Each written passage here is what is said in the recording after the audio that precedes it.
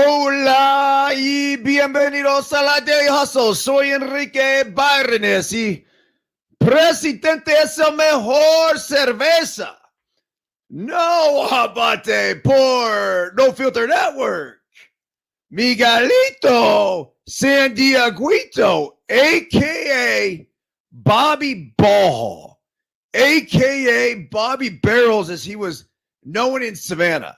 Not with us this morning, but he was with us this weekend with the Let Them Play squad. And look, job or no job, dead or alive, we properly salute our boy. Yes, yes, yes, yes, yes, yes, yes. Woo.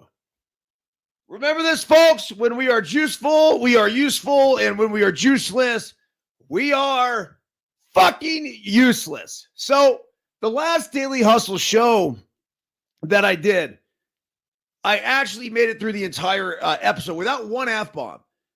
And I'm going to try to clean it up a bit. Now, I do think there's an element of not wanting to compromise the, I don't know, let's just say nature of the Daily Hustle, which every now and again, there's no other word that was more appropriate than a good F-bomb. So anyhow, I was with Kowalski all weekend, and what a treat it was. We not only coached baseball and let them play 12U squad to a super regional NIT championship out in Arizona, but we also played a ton of pickleball.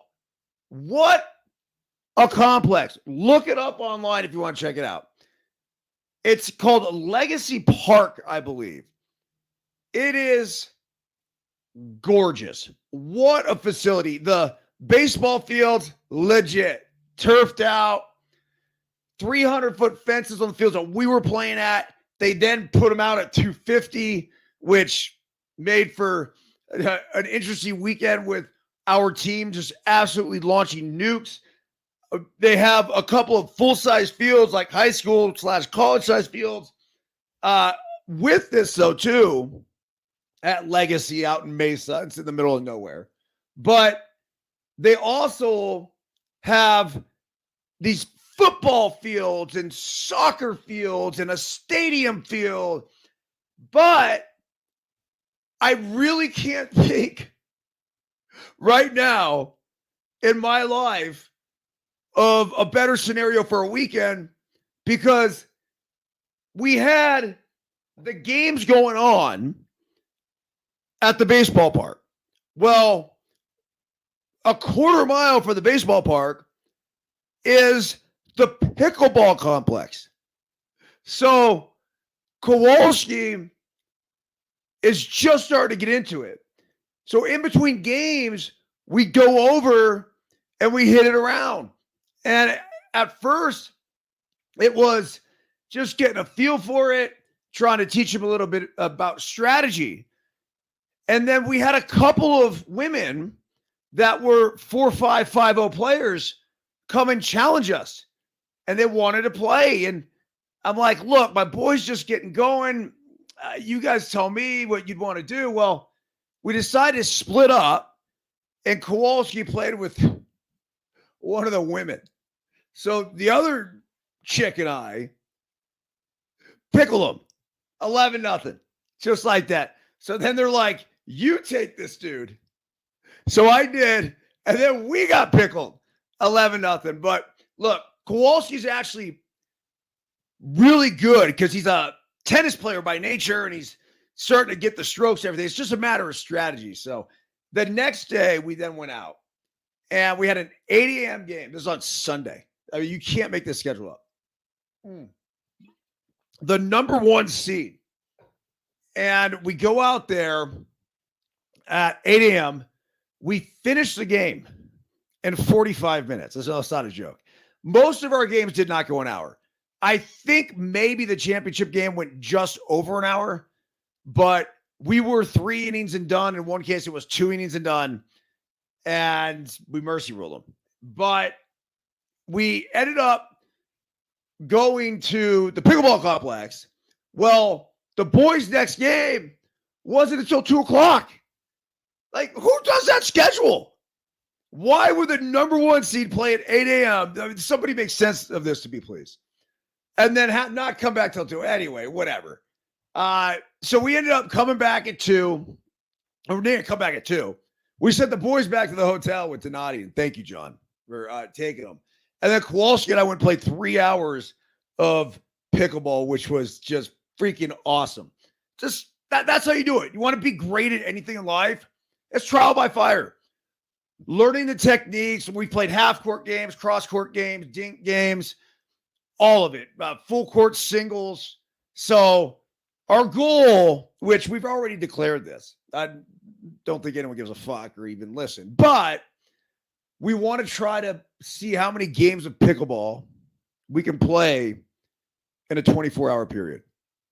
It's not a joke. So the details and parameters, whether we're doing this doubles or singles, I don't know. We're going to figure it out down the road, but we just figured it'd be a really good opportunity to do a let them play fundraiser and an over-the-top challenge. We'll see if we can get Guinness out to, I can't imagine this is already any sort of world record, so we would have to be creating a new one, but why not? All right, so today is the 9th of October, 2023. Very happy Monday to you. We got home at midnight last night. By the time I was in bed and got a little CBD that I'm rubbing under my nose and poured myself a half a glass of wine to put me out, it was probably 2:30 in the morning. So late start this morning, but let's not forget here on the Daily Hustle, we're sponsored by who? KT Tape. That's right. You see the QR code above my head? Hit that QR code and you will be very well taken care of. This is the skin prep wipe. This is the whole starter kit here. We have the Pro Oxygen Tape. Look, the whole thing with KT, it's very simple. You put it on, it lifts the skin, it promotes blood flow to go to the area, so it allows all of us that, well, whether we like it or not, continue to age. It allows us to keep moving, keep going, one foot in front of the other. If you're a hardcore marathoner, ultra marathoner, hiker, whatever, here's a blister prevention. Go ahead and try some of this. You see, this is so simple. So if you're someone that's always dealing with blisters, try some of that. But folks, do not leave the chafe safe at home. It's really important. You got to take care of your package. Maximum chafing protection, fast application, and it is sweat and water resistant. So the other sponsor for today, the Foot Reflexology Board, back in stock. Go to ericbyrnes.com where you can also pick up a Daily Hustle 222 Unfiltered Life Guides from a Human Crash Test Dummy. And then you get this risque picture of Kowalski and I on the back of the book.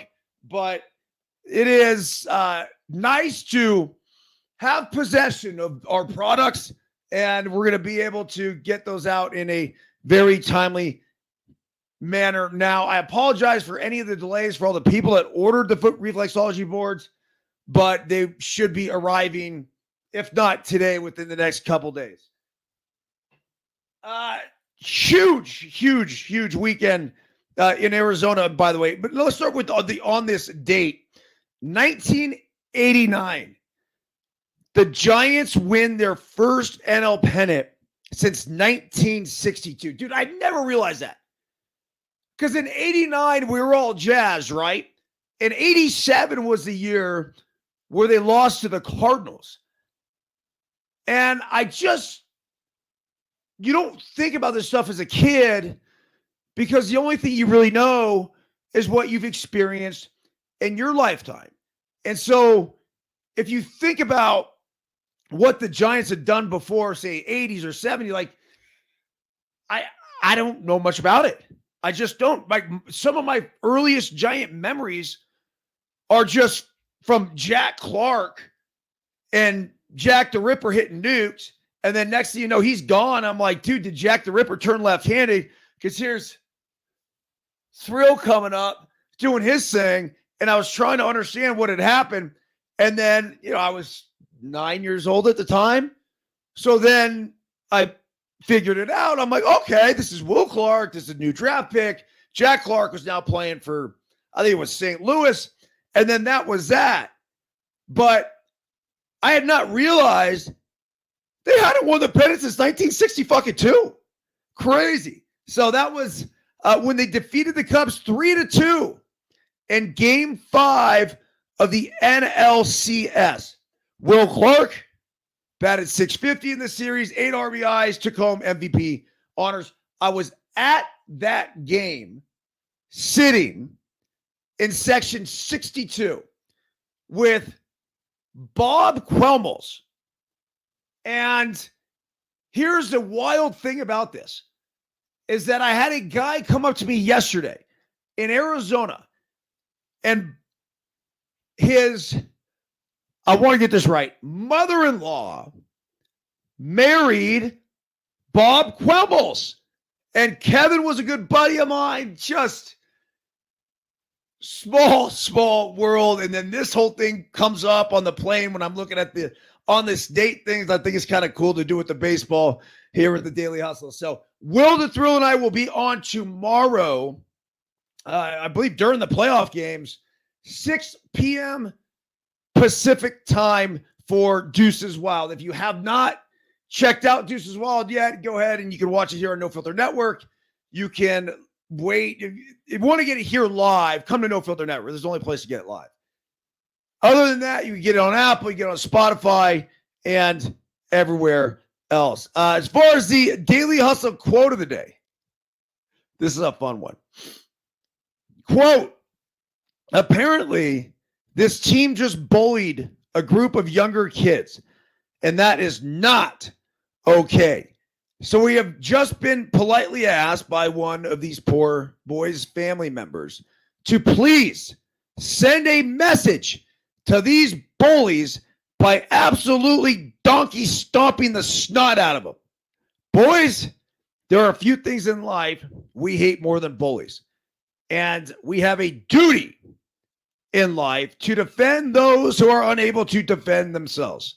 That said, let's go out there and play LTP baseball with the ultimate amount of passion, energy, and effort while making sure we give these little shits a proper beatdown they deserve. Anonymous. Daily Hustle translation. Try to make sense of this for you guys. This was said during the big perfect game Super Regional NIT tourney in AZ this weekend, where our Let Them Play 12U squad took home the chipper by going 5-0 and outscoring opponents 75-7 in just 15 innings of baseball across those 5 games. Because of mercy rules, we truly don't care much for bullies. Okay. My mom always said, if you don't have anything nice, don't say anything at all. So, look, because other people, other kids don't live by that theory, I'm not going to sit here and continue to beat a dead horse and act like, I don't know. I don't think it's holier than thou thing, whatever. The bottom line is that there was some trash talking going on. And I was on the outskirts of it. And I heard a couple things and I'm like, man, this doesn't make sense. And then I saw Dad, and you could tell he was visibly upset, and he was around a bunch of young kids, and he's kind of, pointing fingers. And it was a team. It was an entire team. And this team, they're a pretty good team too. But they were then kind of popping off back, and now they're talking trash not only to like the kids, but the dad. And I don't have the whole story. I don't know what happened. There are multiple sides always. But I do know what Kowalski told me. And I got the very specifics because he heard a lot of what had happened. And let's just put it this way. We ended up playing this game. And I tell our boys all the time, and especially when you have these huge game breaks in between, I'm like, look, dudes, like this is very simple. It says let them play across the front of your jersey. You guys are a representation of us. Don't be a jackass. Let's start there. And then the other thing, hold your head up high, look people in the eyes when you shake their hands, get a firm grip. Like, look, you are representing the entire organization and you have a responsibility to represent us in a light in which we would be proud of. And I can guarantee you, and I don't care who you are, if you don't, you won't play. And so, sure enough, here's an organization. They're a very well-known organization. I cannot imagine that, say, the head of the organization, the head coach, or anybody, and I don't know, I didn't see him there, but I can't fathom that they would be happy with what went on. Now, it's not my duty to say reprimand these boys or anything else. Now, I would 100% step in if I had heard something or if I had seen something. And there was already an adult there and I was from the outskirts. But then when I have one of the kids' family members come up to me as the head coach of Let Them Play and say, can you do us a favor and go out there and crush them? This is what happened. I'm like, okay, sure. Look, we're going to do our best anyway. But if the boys needed any extra incentive or if we needed any extra incentive, we had it. That just goes to show you that baseball is not just a result, and results are not just what happens on the field. It starts with who you are as a person off the field. And immediately, and not that I thought this team had any chance of beating us anyway, but as soon as I heard that, I'm like, they literally have no chance. There's no freaking way we are losing this game just because the boys were able to find that little extra motivation. I'm like, we don't like bullies. We don't. That's not cool. It is not cool. It's never been cool. It wasn't cool when we were kids. It's not cool now. It'll never be cool. And so kids sometimes say and do stupid shit. And they're 11, 12-year-old kids. So I'm also not going to look at them and say, hey, look, throw them in jail, lock the key away. But I think they need to be checked. And hopefully yesterday was a little humbling reminder. By the way, I trust me when I tell you that I don't care about team statistics, individual statistics at this age. It's really all about the development of the baseball player. I love to evaluate approach. I love to evaluate barrels. I love to evaluate movements, pre-pitch, all of these things that I'm looking at, composure on a mound, whatever it is. But every now and again, you have to step back and go like, whoa, wait, what happened here? And this weekend, we went out there and put up some of the most ridiculous offensive numbers I think you'll ever see at a youth travel ball level. I could have thrown BP to the kids, and I still don't think that they could have hit at this clip. You ready for this? The team stats for the weekend. The average, 701. OBP, 752. OPS, 2,082. Home runs, 17. Walks, 21. Strikeouts, 5. Just ridiculous. Ridiculous. We had this kid, Frankie, join us for the first time from Arizona. He hit 6 home runs. He had 21 RBIs in 5 games. 6 homers, 21 RBIs. Ryder Cerna, he was a Team USA shortstop. Look, this kid's no slouch. He hit 1,000 for the weekend. Biscuit, I think, hit 852. There were some numbers that are just head-scratching. Gianni was just lights out, start to finish. He goes up and down the lineup. You go all the way to our 10 kid, Nolan, and he hit 667 for the weekend. Look, I get it. A lot of people will say, dude, why, go find better competition. What do you guys do? What do you want us to? It's a super regional NIT majors tournament in Arizona, which is no chump town, right? And that said, the kids we played were not bad at all. This weekend, we were just really, really good. And there's no other way to explain it. Not only did we have a good roster assembled of 10, but the kids went out there and did it all. They pitched, they hit, they played defense. It was, when I would say like refuse to make it out, these kids literally refused to make it out. We were the visiting team only one time because it was one time in pool play. That was this game we scored 21. It would have been, every single game would have been 20 plus runs had we been the visiting team and we were able to go out there and stack it before the bottom half hit. So, look, is that great for the development of the kids? I'm not going to, I'd much rather play tight games. I'd much rather be in these games where we got to do whatever. But at the same time, and I want to bring this up because I think this is something that transcends youth sports and just goes into all arenas of life. Look, we were up 21-2 against this team we played.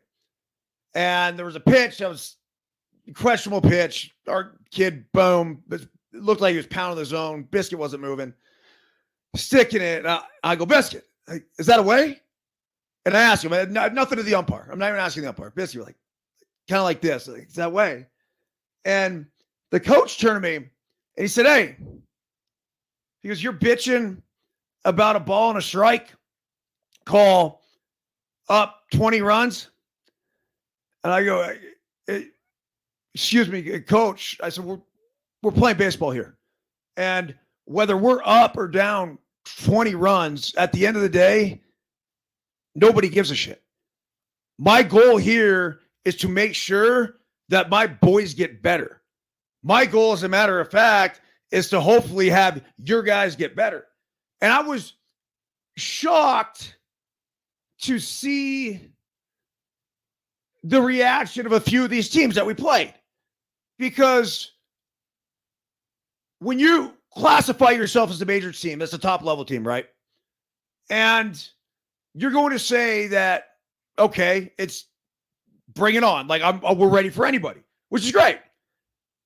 And then you go out there and you face a really, really, really good team that's obviously on another level. When I coached and had the opportunity to do this, when we took an 11U majors team to these tournaments, I just remember back in the day when Biscuit was 9, we had 5 kids that were 10 and 5 kids that were 11. That was our crew. So we'd have 11 kids, 5 10s, 5 11s, and a 9. And we go play in these 11U major tournaments. One of them in Vegas specifically, I remember. And I remember battling this really good 11U major team. Well, we end up getting throttled. And I was talking to the coach the whole time because I'm thankful for seeing what this top level looks like. And then the boys get to be like, yeah, man, this is where we need to be. This is what we're going to chase. And so I throw this out there because I want everyone to realize that this shit isn't about results. And it's not just youth baseball, but just about anything. It's about the process of growth. It's about the process of development. So if we're up 20, if we're down 20, yeah, sure, of course you'd rather be up 20. I'm not going to stop paying attention to the details of what's important.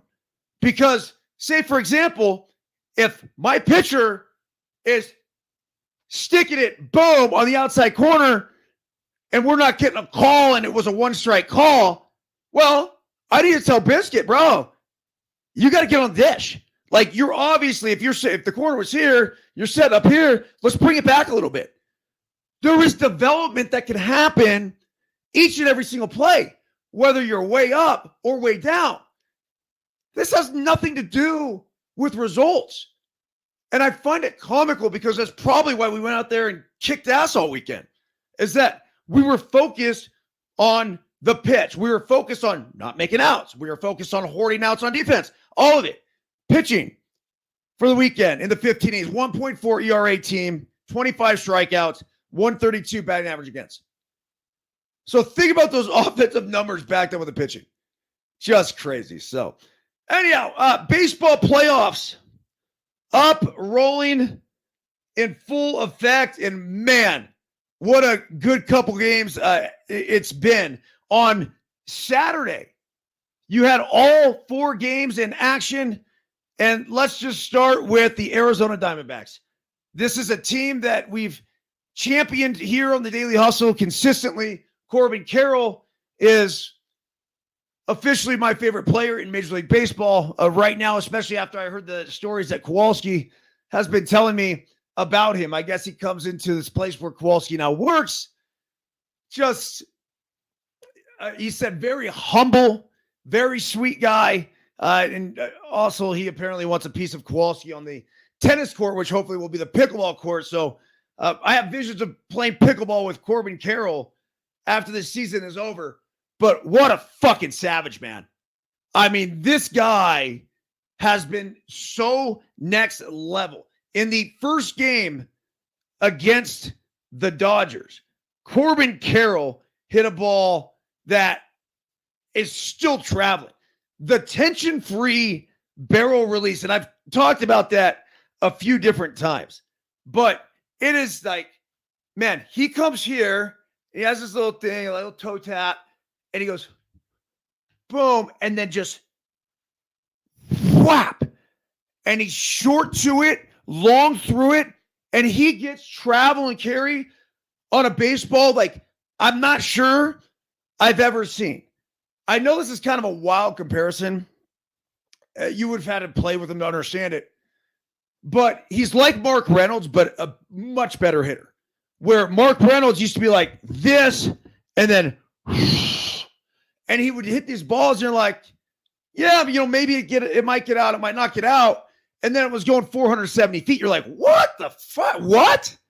So I asked Kowalski because, again, Corbin Carroll comes into his work all the time. And where Kowalski works now is this, I want to get this right, but it's this mobility, movement, optimization sort of place. So a lot of professional athletes, bodybuilders, you name it. Some just local youth kids that are looking to get the big league treatment. They have these mattresses that they come and lay on that's supposed to be energizing. They have all these different exercises and programs, and that Kowalski has developed a full breath and cold plunge experience, and I can't wait to get in there. I'm really looking forward to it. But Corbin Carroll goes in there amongst many other big leaguers. But watching this dude from my outside perspective, it's like, dude, like, it looks like Mighty Mouse, right? But then again, I think a lot of times they don't look as big on TV. I mean, everyone said TV adds 10 pounds, this, that. I think a lot of times, then you get in person, you're like, man, you're way bigger than I thought. Now, this is going both ways, but that's always been my sort of perception. So, on that note, I go, Kowalski, how big is Corbin Carroll? He goes, oh, man, Corbin? I'm like, no. He goes, yeah. He goes, you got kids on this 12U team that are bigger than Corbin Carroll. I love it, man. I really do. It is just like, this is Altuve all over again. This is a guy that we can all get behind and root for. So he had a homer in game one. The Diamondbacks just rolled 11-2. The Phillies take care of the Braves. They use 7 pitchers, go up against Spencer Strider, and they absolutely freaking demolish them. Now, here's the thing about it, though. Remember this. The stolen base thing is real. I'm surprised people have not exposed Spencer Strider earlier with this. Or maybe he just hasn't had that many base runners. But he was leg lifting, which is bringing this up the whole game. They stole 7 fucking bases, man. You got to stop the running game.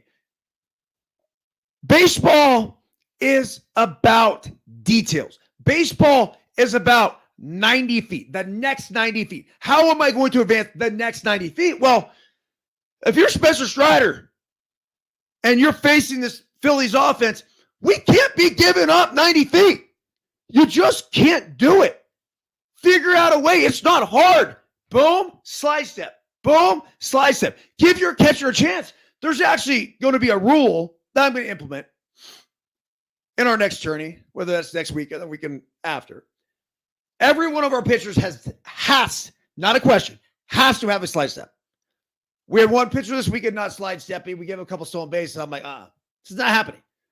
We don't have our catchers back there to not throw dudes out. We have guys back there because they are supposed to throw guys out, but we can't throw guys out if you're not giving them a chance. So that'll be the next thing that goes into effect. And look, Phillies, good on them. Wow. I mean, this is a team that, maybe I'm wrong. I didn't think they stole a lot of bases. But then you go out there in a playoff game and you completely exploit a weakness. It's great scouting by the Phillies, great strategy by Rob Thompson, the Phillies manager. And that's going to be a series. That is going to be a series. The other 2 games on Friday, Texas winning to Baltimore. They won 3-2. Doesn't surprise me one bit. I talked about the experience. Look, you get in these tight games, the Orioles can't get a big hit. They haven't been able to get a big hit. Have not been able to get that hit. And how do you learn how to get the hit? Well, you get the hit. And then you're like, oh, okay, I can do this. I sense a bunch of younger guys pressing. You could tell they fell behind yesterday, and it seemed like they loosened up a little bit. So I think that has the potential to at least get them back into this series. I don't think they're going to get swept. I think the Orioles are too good of a team, but we'll see what happens. So they lost 3-2 on Friday, and then Sunday they lost 11-8. The Twins on Sunday came back and won after losing on Saturday 6-4. So the Twinkies, what a big win for Rocco Baldelli and his crew. Pablo Lopez was lights out for the Twins. Valdez took the loss for the Astros. Look, the Twins are scrappy. They're excited to be there. I don't think this is a series that was going to end in a sweep. I think this is going to be a good series as well. I talked about the odds before all of these began. I'm just not going to take the Twins on I think what they were like plus 145 or 135. They're too short of odds for that. I'm not saying they can't win the series. They easily can, but again, I want the plus 200, which was more like what the Diamondbacks were. The Texas series, I mean, they're one win away from closing this thing out. And tonight, we're going to have the D-backs at the Dodgers again for game 2. And it's going to be Philly at Atlanta. So it's going to be Zach Wheeler against Max Fried. So Fried coming back has been dealing with injuries I think the story of that Phillies game, I mean, mainly was the fact that Atlanta couldn't score. So it makes you wonder as they bullpen their way through it. Is that the way to go against a hard hitting team like Atlanta? I have no idea. Anyhow, the NFL just wild yesterday. And we have to give a little shout out to Giuseppe Pepe Emanuele. We love Pepe. We love Pepe's parlays. It's made us a lot of money. Pepe, I remember the phone call. I remember exactly where I was when he told me this. Super excited about the fact that he was going to put his balls on the line and call a Dallas Cowboys victory. Now, I'm like, you sure you want to do that? And he gave me the logic, the explanation. I go, look, man. And I'm a Niners fan, so obviously there's a little bias come from my end. I don't see it happening. But analytics actually agree with you because ESPN Analytics said they have a 45% chance of winning that game. I'm like, that number seems way too high to me. I think San Francisco is that good. They're just too many weapons. So even if you are able to score on them, which obviously Dallas was not, but even if you do score on them, San Francisco scored 30 fucking points. They're going to score 30 fucking points every single game. They've done it every game this year. How are you going to stop that? Well, anyhow, they didn't stop it. So there's this article here I found very comical. It says Cowboys loss to 49ers was so bad that the San Francisco fans were chanting for Trey Lance. I love this. The Sunday Night Football matchup between the Cowboys and the 49ers was expected by many to be one of the best matchups of the week. Instead, it turned out to be a night where San Francisco was able to put the league on notice. Yeah, definitely. In a dominant fashion, that late in the 42-10 win over Dallas, 49er fans began to chant at the Cowboys. But it wasn't directly trolling Dak Prescott's brutal 3-interception performance or the fact that their team outgained Dallas 421-197. Instead, it was because they wanted to see their team's former quarterback, Trey Lance, take the field. I love it. It certainly felt like the perfect way to troll a team. The 49ers have dominated over the past 2 years, booting them from the playoffs in both 2022 and 2021. But with their team rolling, why not call for the former first-round pick to see some playing time? Lance did not see the field and only would have if something happened to backup quarterback Cooper Rush, who was inserted by the Cowboys in the fourth quarter. Yeah, you should have put him in. Come on. Mike McCarthy? Why not? Bills had tough defeat. That was the other one. I didn't feel good about that. As a Bills fan, look, you're coming off of the win against Miami. A huge letdown game. You got to travel to fucking London. I got to believe these guys are getting paid big bucks to do that. I'm serious. There's no way. If I'm the players union, I have no interest in traveling to London like that. Imagine a West Coast team doing that. And the time change, that'll screw up weeks. Doesn't make any sense to me. They go there. The Jaguars had been there. They've been acclimated. They end up winning that game. College football, Notre Dame, tough beat. It was something you kind of felt was going to happen. Every single week they're playing these tight games. And you can't win all of them. They haven't won all of them. But they end up going down to Louisville. UCLA, obviously I'm very biased with UCLA. Notre Dame was my team growing up. So anyhow, UCLA, huge win against Washington State. Washington State was number 13. I think if that says anything, it's that there's parity in the Pac-12. Speaking of parity in the Pac-12, this weekend, while in Arizona, we went to see Prime. Awesome. The energy, the vibe, Loved it. Now, I didn't even get to sit in the seat. I literally walked the boys down to the seats. They sat in the seat. I stood in the concourse, drank 2 Dos Equis, and watched the game up on the big board. But super cool atmosphere. I love everyone walking around with the We Coming shirts and whatever else. So, moving on. I don't have much more time here. I have an interview, 10 a.m. Pacific time, with Mike Golick. That's right. What a cool opportunity to be able to go on that show and pimp a little KT tape, and hopefully we'll talk No Filter Network as well. So looking at the Phillies and the Braves tonight, they're up 1-0. It's Zach Wheeler versus Max Fried. I mentioned that earlier. It says it was a bizarre, to say the least, to see the Braves offense, legitimately one of the best over the last 25 years, completely shut down by seven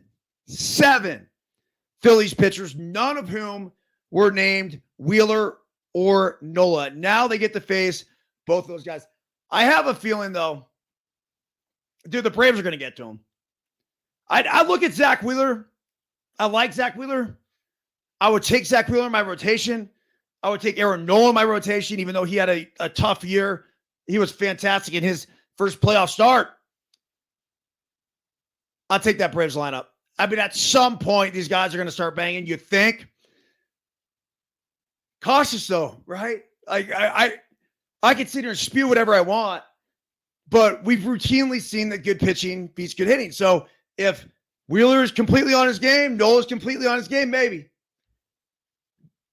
I also wouldn't be shocked to see the Phillies go to their bullpen. If their bullpen has been that fucking good, you might as well just go ahead and continue to ride them. And then tonight with the D-backs, it's going to be Zach Gallen. So that's their dude going up against Bobby Miller. So Bobby Miller is the 21-year-old rookie for the Dodgers.